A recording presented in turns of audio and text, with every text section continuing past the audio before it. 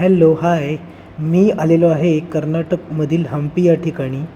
हम्पी या ठिकाणापासून 10 किलोमीटर अंतरावरती अटल बिहारी वाजपेयी प्राणी संग्रहालय हे एक सुंदर ठिकाण आहे. हे ठिकाण उघडण्याची वेळ सकाळी 9 ते 5:30 वाजेपर्यंत आहे. तसेच मंगळवारी हे प्राणी संग्रहालय बंद असते. हॉस्पेट तालुक्यामधील कमलापूर या गावाजवळ हे प्राणी संग्रहालय आहे.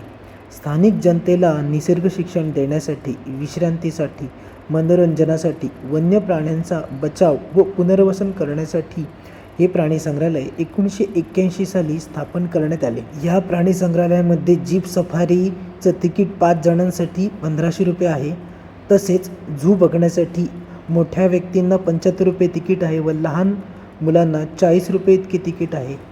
या प्राणी संग्रहालयामध्ये इमू, शहामृग, सोनेरी कोल्हा, पट्टेरी तरस, बिबट्या, वाघ, सिंह, जिराफ, मोर, काळा हंस, कासव, पोपट, पाणघोडा, मगर अशा विविध प्रकारचे प्राणी आणि पक्षी आपल्याला बघायला मिळतील.